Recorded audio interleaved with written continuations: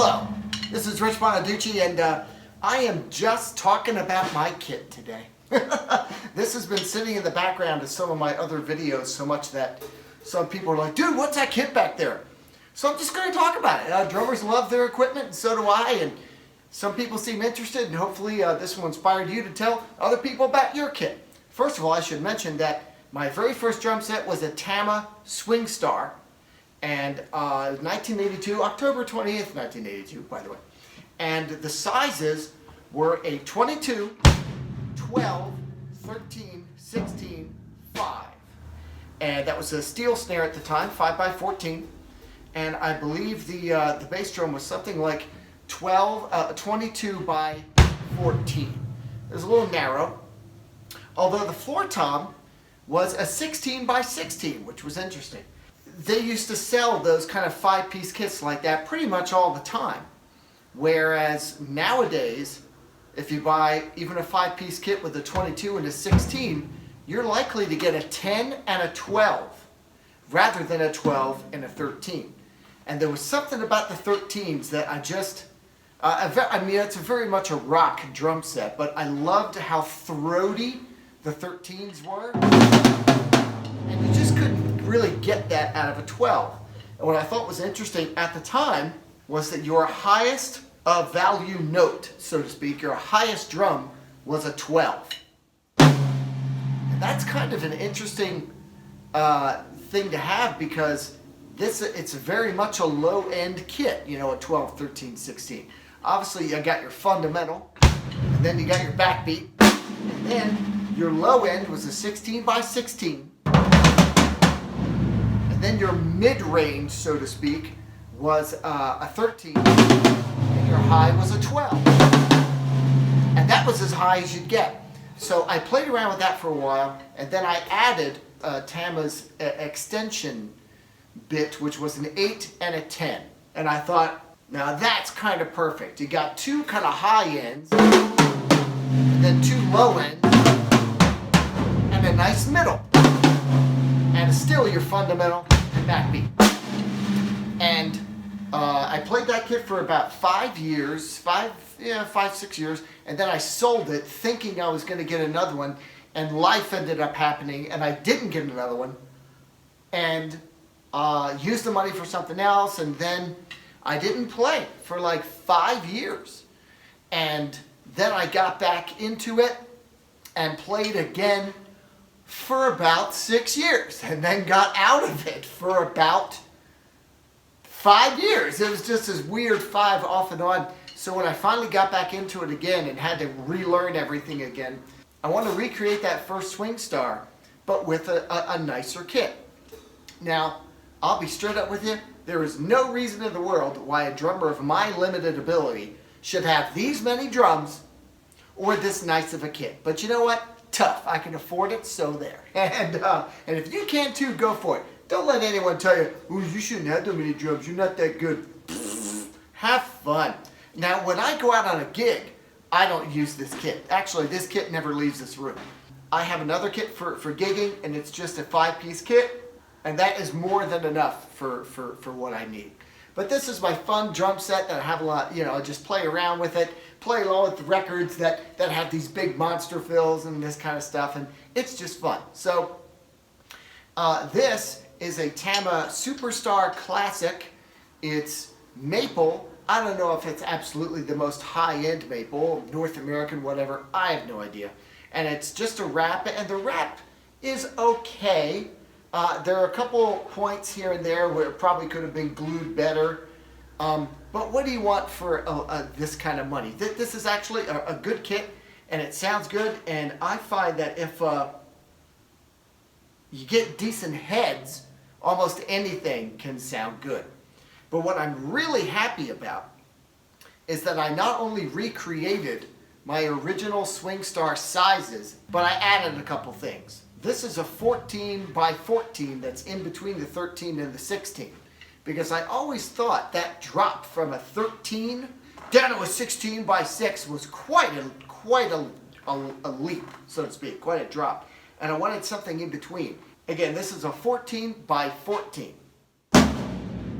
I love the way that sounds, and it's kind of sympathetically ringing some other things here, but what a great, like, punchy.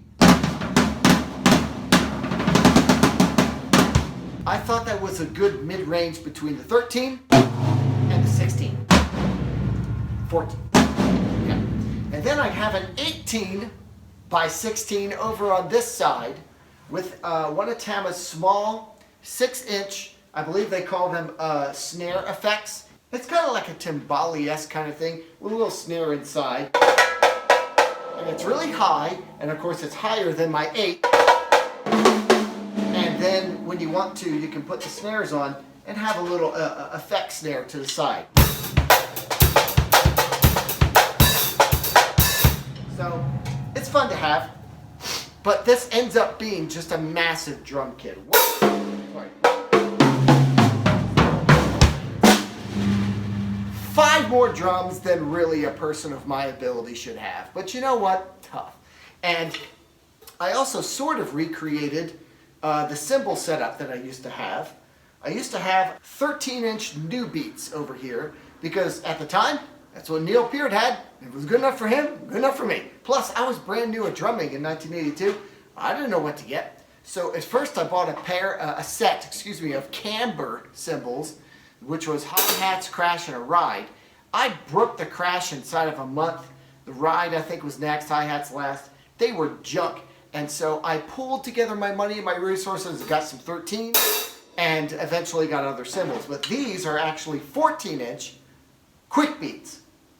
So again, kind of like close to what I had, but a little bit more. And these actually are the exact same cymbals that I had. These are the cymbals that I have. And by the way, like I've said in other videos, I have never cleaned these things. I'm a big proponent of just letting things age, including like grease and grime from your fit, like everything. Sorry, I don't clean them. And they still look like that, which is amazing. I use these in bars and stuff all the time. But this one was a 16-inch medium Avitas Zildjian, just Avitas Zildjian, top of line kind of thing. And this one was always an 18-inch medium thin crash. This is the medium. This is the 16-inch medium that normally is over here. But I always had an issue with coming around, doing a big fill, and finishing, right? I'm a right-handed player and I wasn't going crazy with open-handed, so to be able to come around a kit and finish on my right hand, I couldn't really do that because I never had a crash over here. I always had a ride, a little China Boy, but I never had a crash. So sometimes I would finish on the China Boy, or sometimes on the crash. But I could never do that big finish crash kind of thing. So what I would often do is instead of coming all the way around right, left, at the last minute I would do a paradiddle with my right hand so that I could finish with my left on this nice big fat crash here. And it was fine, but I still missed that kind of big finish bash kind of thing. And so eventually, this is my newest cymbal. It's a medium thin, 16-inch, and it's a higher pitch, like a higher sound. And so I put it up here, and I put the fatter, heavier, medium 16-inch over here for that big finish that I wanted. It's just great to be able to come up and finish on the end with your right hand and your right foot and be able to come back in. And, I don't know. So, but I used to have a much larger China Boy. But I find that I want my China Boy to be an effect cymbal and not a crash cymbal necessarily. And I used to have a bigger, I think I had a 20-inch China Boy at one point, and it was like my loudest freaking cymbal, and I didn't want that. So in my gig kit, I have an 18-inch, I believe, and even that's just a touch too loud. I might go to a 16, but this is a 12, and it's just the perfect size. It's a nice... You can hear it for sure, but it doesn't overpower the crash. And by the way, the Chinas are Wuhans. I find for the money, the Wuhan China Boys, they sound great. And they take a pretty good beating. I've only ever broken one. And that was because I used to tighten them up so much that you'd hit them and they wouldn't even give at all. And so you hit them on the edge and they would always stay in the same position. And I found I was hitting it on the edge in the same position and ended up breaking it. But these, you know, I allowed this one to flex a little bit more. But one of the reasons why I tightened them that tight was because they were so big and I wanted to kill that sound a little bit. And I'm not a big proponent of muffling things. I don't like, that's just what that sounds like. Again, there's very touch of muffling on there. I like ringing, I like that stuff. And so I wasn't putting tape or gaffers or any of that kind of junk on any of my cymbals, so.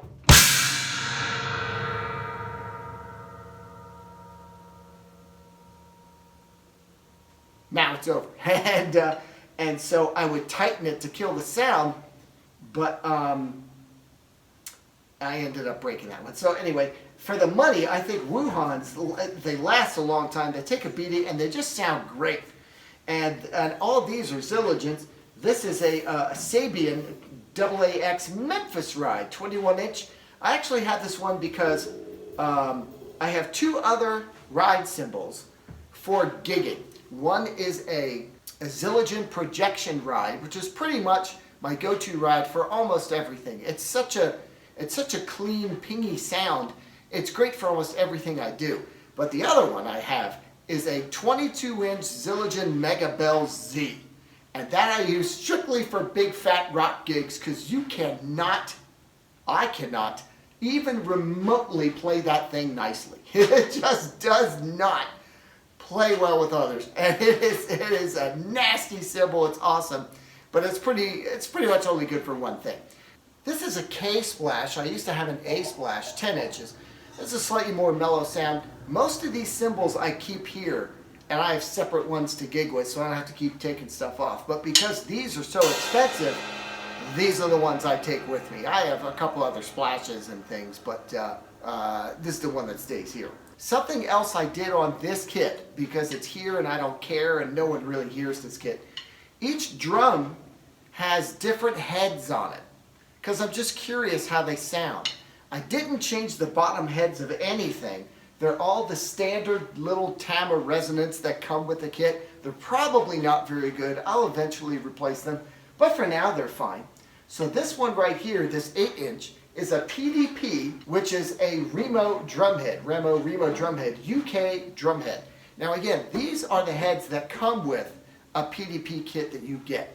And I don't think I tuned this one very well. This is a DW Drums batter drum head that I believe, again, comes with a DW kit. This is also crafted by Remo, and I ended up liking this sound a lot. I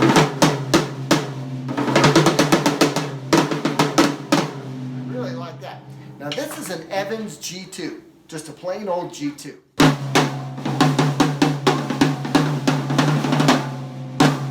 This is an Evans EC2. It has that little kind of honeycomb band around the edge to kill some overtones. And as you can tell, it is the deadest of all these. And I don't know. I don't know if I'm a fan. I think I'd rather just tune it in a way that uses the overtones rather than kill them. I mean, that ain't bad. Now we have on these two drums, actually, I have other batter drum heads that came with the DW set. Again, these are made by Remo, and the bottom heads are just the Tama junk that comes with a standard Superstar or even Imperial Star, I think. I love that. The 16. I should also point out that the effect cymbal and the crash are actually attached to the legs of the floor tom, because again, I don't like to carry around a whole bunch of stuff, but this probably has the most stands of any kit I have, not only because it has a bunch of stuff, but because I'm not moving it anywhere. So look, I've got a stand for a 10-inch splash. Stand for a splash! The other two drums and the cymbal are attached to the bass drum. This ride cymbal has its own stand. This is attached to the floor tom. This cymbal is attached to this stand. And Well, I've got an LP jam block and this effect 6-inch Tama attached to the hi-hat stand. And I think that's pretty much as far as like extra use and things of that nature. The 18-inch has, again, the standard Tama heads that came with it and the standard Tama heads on the top. I think it's the only one that does. They call them Powercraft 2. They don't say they're made by Remo or anyone. I have a feeling that if they were, they would say so. So here you go. This one's a little more bowy and less thuddy.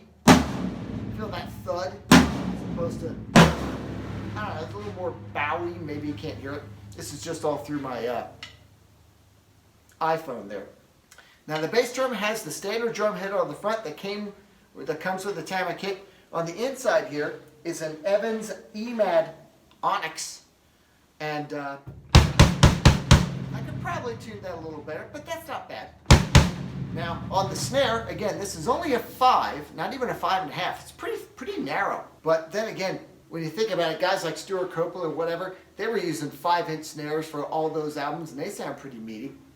But I didn't change the bottom head or snares. Standard stuff that came with the kit. I did change the top head to an Evans Genera Dry because it has those little venting holes around the edges. And I ended up really liking the sound of this. It's tweaked a touch high, but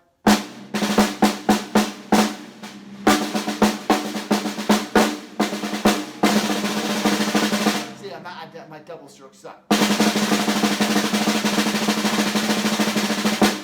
But when you hit it solidly, or do a gawk with it, man, it comes up.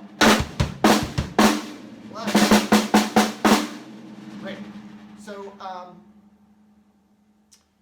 anyway, this is kind of like my dream drum set until I'm rich and famous and and some drum company goes, we would love to give you a drum set. And I would say, thank you very much, let's do it. And even then, I would probably only get a 5-piece kit because I just don't need all this. This is just for kicks. And again, I don't bring this thing anywhere. It's a monster. I'm not breaking this down and setting it up. No way, I'm not doing it. But if I had to pick a kit that I would love to get, there is a new snare, lots of people talking about it, where you can dial it up and down with the turn of a knob from a very big sounding fat snare to a really high pitched one. And I think that would be ideal, especially coupled with a DW 3-position butt throw off. Ideal for a main snare, so you can just change that up in between songs and not have to bring extra snares and things of that nature, and it stays in tune really well. But that costs $1,000. And then a 5-piece kit from a company called Inde, I-N-D-E. Check them out. They have some really great ideas for not only how they make their shells, but how they apply the tough outer coating, which can withstand all kinds of scratches and abuse. And for guys like me that don't like to carry around a lot of stands, they attach a lot of things to the shell in a way that doesn't put holes in the shell. They use the holes that are already there for the lugs to mount other rails and things of that nature without messing up your shell. But I would love that kind of a kit someday. But for now, I'm just going to have some fun. And again, I'm not awesome. I got it. But just to show you a little bit what they sound like. Again, I haven't tuned all of them very well. Some of them I like more than others. But hey, that's life. And this head is abused. I should probably get a new one for that. Anyway, happy drumming.